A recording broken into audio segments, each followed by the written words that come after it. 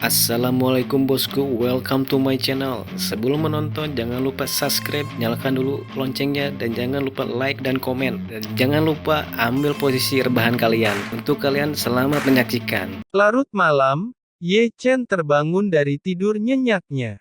Banyak cairan penyembuhan dan ramuan, ditambah dengan ketahanannya yang kuat, membuat luka-lukanya menghilang, dan lengannya yang patah oleh guntur juga mengembun.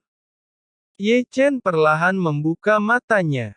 Tahap inti manusia, kegembiraan memenuhi dirinya, dan Ye Chen tidak bisa menahan diri untuk memeriksa tubuhnya. Ye Chen menemukan bahwa ada banyak perubahan besar di tubuhnya. Yang pertama adalah tulang, memancarkan aura, menjadi sangat keras. Adapun meridian, mereka juga menjadi lebih tebal dan lebih tangguh. Bahkan darah yang mengalir diwarnai dengan energi, dipenuhi dengan kekuatan sombong yang membuatnya gembira. Tentu saja, yang paling mengejutkannya adalah lautan intinya. Maju ke ranah tahap inti manusia, lautan intinya telah membesar berkali-kali lipat. Lautan inti mempesona dan penuh vitalitas, seperti lautan keemasan, penuh vitalitas. Ya, dan masih banyak lagi. Ye Chen membeku, melihat ke dalam lautan inti, mata menatap sekelompok benda hitam yang tidak dikenal. Dalam lautan inti yang bersinar, sekelompok benda hitam tak dikenal tampak mempesona. Ini menusuk. Ini menusuk. Ketika Ye Chen pergi untuk melihat, benda hitam itu masih mengeluarkan suara tusukan dari waktu ke waktu. Petir. Bagaimanapun, Ye Chen melihat benda hitam apa itu. Bukankah itu petir hitam? Ini. Ye Chen terkejut dan melihat api abadinya lagi. Api abadi hidup, melompat-lompat di sekitar petir hitam, dan petir hitam itu acuh tak acuh, hanya tergantung di sana, tidak bergerak, seolah berkata kepada api abadi, "Pergilah, aku tidak ingin peduli padamu. Mengapa ada petir di dalam tubuhku?" Ye Chen menatap guntur hitam dan kilat lagi. Dari mana asalnya? Apakah ini adalah petir yang tertinggal di tubuhku saat menembus petaka surgawi sebelumnya? Namun, petir hitam tetap acuh tak acuh, hanya melayang di sana tanpa suara. Inilah yang terjadi. Ye Chen menggaruk kepalanya, meninggalkan petir di tubuhnya, dia merasa tidak wajar. Memikirkan hal ini di dalam hatinya, dia memikirkannya, menjalin hubungan dengan petir hitam, dan kemudian memanggilnya. Segera, petir hitam keluar dari lautan inti dan menutupi telapak tangannya. Ini menusuk. Ini menusuk. Dengan petir di tangan, Ye Chen bisa dengan jelas mendengar suara guntur yang robek, dan guntur berjalan di antara jari-jarinya, memungkinkan dia untuk dengan jelas merasakan kekuatan teror yang terkandung dalam petir ini. Guntur, ini adalah salah satu yang paling sombong dari banyak atribut. Berpikir untuk dirinya sendiri, Ye Chen menargetkan batu keras dari sisi kolam spiritual, dan kemudian membungkus batu dengan petirnya. Klik. Tiba-tiba, batu yang cepat dan keras itu hancur menjadi bubuk oleh petir di tempat. Iya. Ye Chen menggelengkan telapak tangannya. Meskipun petir berbahaya, dia merasakan perasaan intim yang luar biasa dari petir di tangannya. Wow, aku menemukan harta karun. Aku pasti dilahirkan untuk mendapatkan kekuatan ini. Kurasa kekuatan petir ini setara dengan api abadi milikku. Aku sungguh beruntung bisa mendapatkan petir hitam ini. Bagaimana perasaanku seperti menemukan bom. Api abadi, petir hitam, hehehehe. Dalam suasana hati yang baik, Ye Chen membalikkan tangannya di sekitar petir, dan kemudian mengulurkan pinggang malas. Kekuatan teror yang meluap di tubuhnya membuatnya bersemangat dan memberinya kepercayaan diri untuk menghadapi Sekte Zenyang. Tiba-tiba Ye Chen bangkit, Ye Chen melompat keluar dari kolam dan berjalan keluar. Tapi segera, Ye Chen berlari kembali lagi dan lagi. Kau sudah sadar. Aroma angin datang, dan Chu Ling berjalan perlahan dan keluar perlahan. Ye Chen tertawa lebih jelek daripada menangis, dilihat oleh Chu Ling dan merasa bahwa seluruh tubuhnya menjadi tidak wajar. Rasanya seperti dicincang oleh guntur. Chu Ling duduk di kursi batu di samping dan menatap Ye Chen dengan penuh minat, tetapi hanya dengan satu pandangan, dia buru-buru membuat mata Ye Chen terhuyung-huyung. Chu Ling bertanya, bagaimana rasanya setelah disambar petir berkekuatan tinggi sebelumnya? Ye Chen menjawab dengan ketakutan, tidak baik, aku hampir saja tersambar menjadi gumpalan daging. Chu Ling berkata, apa kau tahu ada berapa banyak orang yang ingin memurnikan tubuhnya dengan menggunakan kekuatan petaka surgawi dan akhirnya gagal? Banyak orang telah mencobanya dan akhirnya mereka mati tanpa bisa mendapatkan kekuatan itu. Jika dibandingkan dengan mereka, apa kau tidak merasa dirimu itu sangat beruntung dan tidakkah kamu merasa bahagia? Itu benar. Ye Chen menggaruk kepalanya. Memang, setelah mengalami musibah, dia menerima terlalu banyak manfaat. Tubuh dan jiwa dimurnikan di bawah malapetaka. Rasa sakitnya sedikit menyakitkan, tapi itu ciptaan yang langka. Baiklah, kenakan ini. Di sini, Chu Ling telah mengeluarkan 2 gelang bercahaya dari tas penyimpanan. Ye Chen membeku. Bukankah gelang itu hanya gelang 7 cahaya bintang dan bulan? Ye Chen lupa bahwa, ketika melewati petaka surgawi, gelang menjadi hancur, dan Chu Ling membuatnya menyiapkan sepasang lagi. Percepat. Chu Ling melemparkan gelang secara langsung, dan tidak lupa melirik Ye Chen selama periode tersebut. Tapi kakakku mengatakan bahwa selama ketidakhadirannya, aku akan membawamu berlatih, jika tidak berani patuh, hati-hati aku akan menghajarmu. Ye Chen bergegas maju dan mengambil cincin bintang 7 dari bayangan bulan. Ye Chen benar-benar percaya bahwa Chu Ling tampak langsing dan cantik hanya di luarnya saja. Faktanya, emosinya tidak lebih kecil dari Chu Xuan mereka adalah saudara kembar yang kejam. Begitu cincin bintang 7 bayangan bulan dipakai, itu berdengung dan bergetar.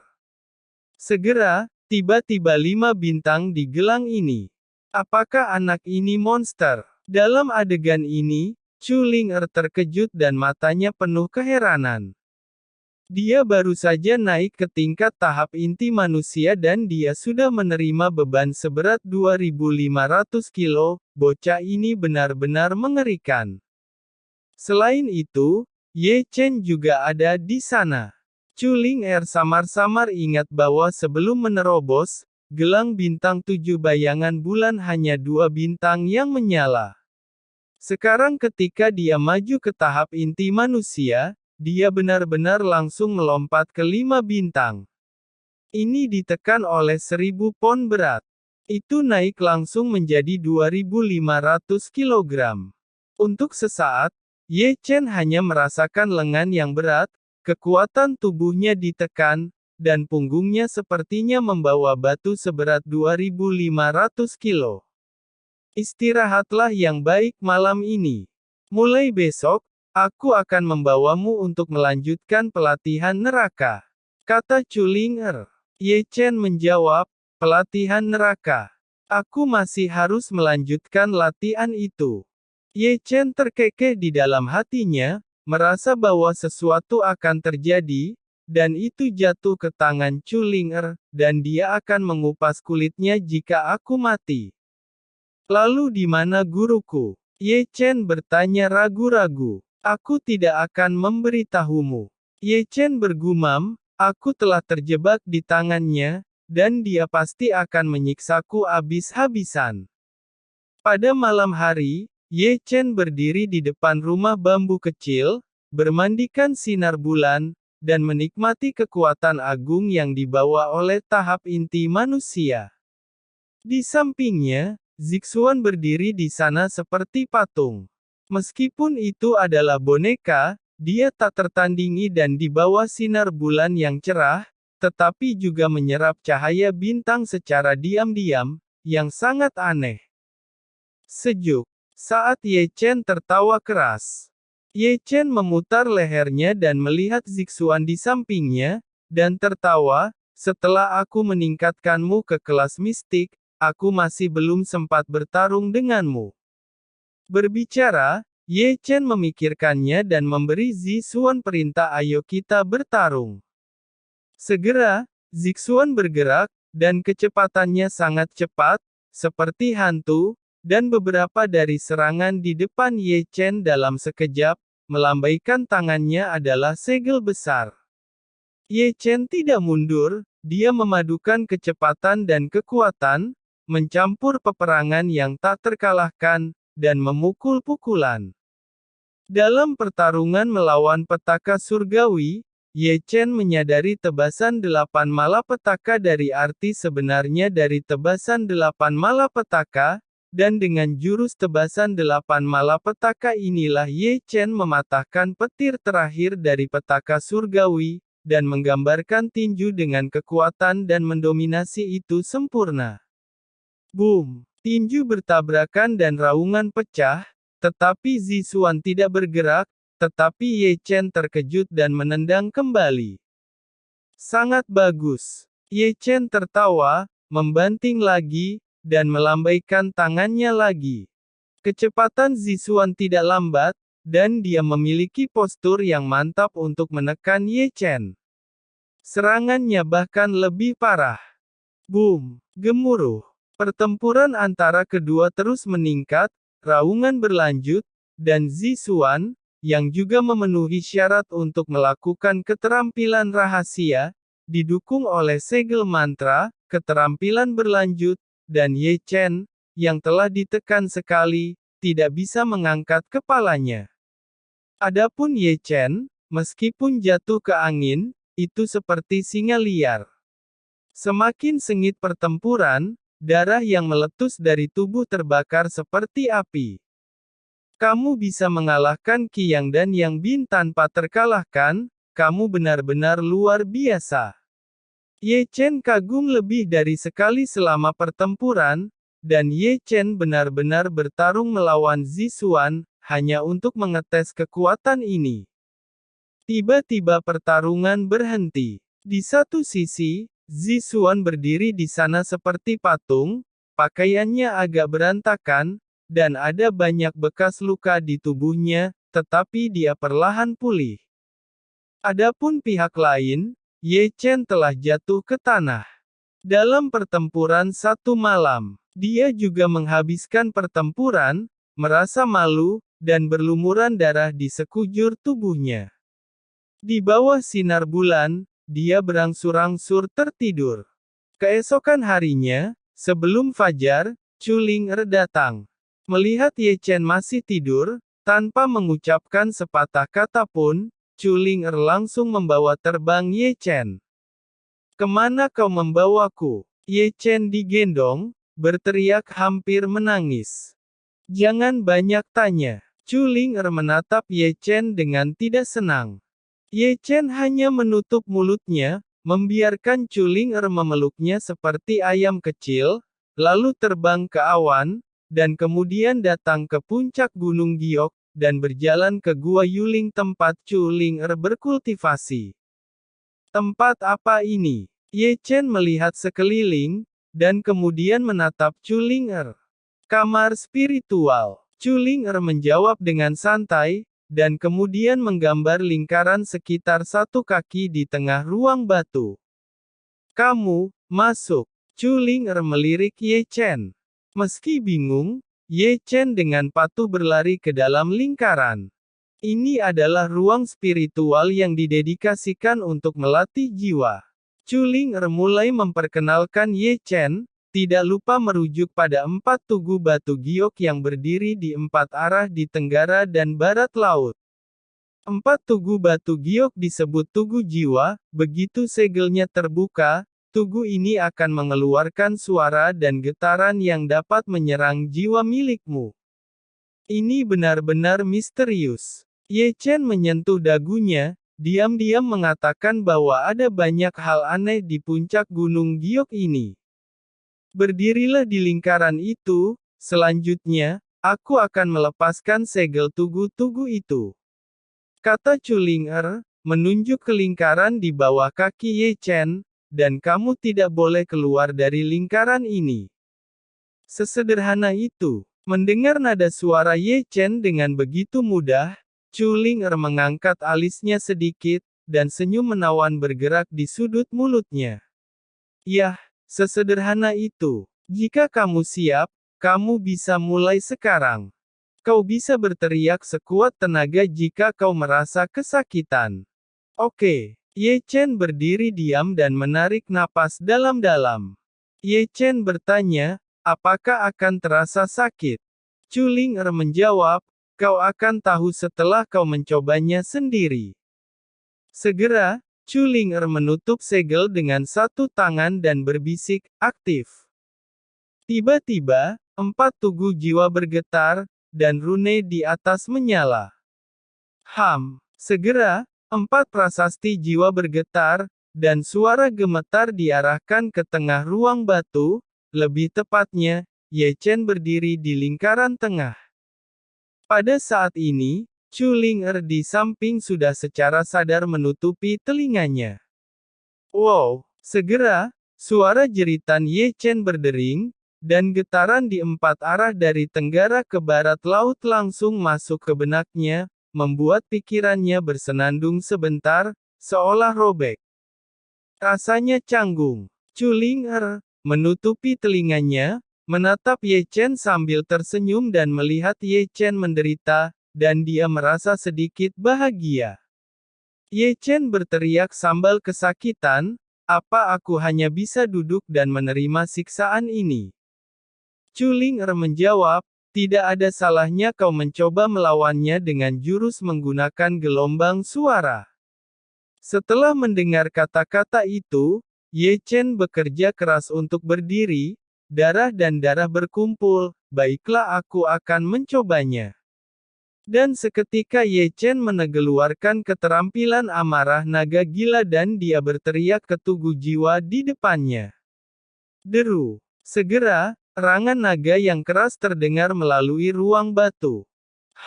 Setelah terkena gelombang suara keterampilan amarah naga gila, monumen jiwa segera bergetar, tetapi segera, gelombang suara mengerikan memantul kembali. Dihantam oleh keterampilan amarah naga gila sendiri, pikiran Ye Chen segera meraung, dan semburan darah menyembur keluar. Kau menipuku. Ye Chen tidak bisa membantu tetapi mengutuk, memegangi kepalanya dan berteriak. Chuling Er tertawa, untuk apa aku menipumu? Teruslah berlatih. Jika kau tumbang dan tak sadarkan diri, tugu-tugu jiwa ini akan berhenti dengan sendirinya. Dan satu lagi, kau tidak boleh keluar dari lingkaran itu. Kalau kau keluar dari lingkaran, kau akan merasakan sendiri akibatnya, Chuling Er memperingati Ye Chen. Setelah Chuling Er pergi, Ye Chen berlutut di tanah memegangi kepalanya, telinga, mata, dan lubang hidungnya dipenuhi darah. Tugu jiwa sangat aneh. Gemetar yang menyerang langsung menyerang jiwa. Ini hanyalah keberadaan yang tidak berwujud, tugu tidak memiliki kendali atas Ye Chen tetapi tidak punya pilihan selain menanggungnya secara pasif. Apa? Bertahan sampai ekstrim? Ye Chen berteriak sambil mengangkat kepalanya, merasa kepalanya akan meledak. Di luar ruang batu, Chuling Er hanya menemukan tempat yang nyaman untuk memotong kukunya dengan santai, dan kadang-kadang dia melihat ke samping ke ruang batu, dan kadang-kadang matanya terkejut, dan dia bergumam pada dirinya sendiri, setengah jam, Daya dukung jiwa anak ini jauh lebih dari yang aku harapkan. Lebih dari yang aku harapkan.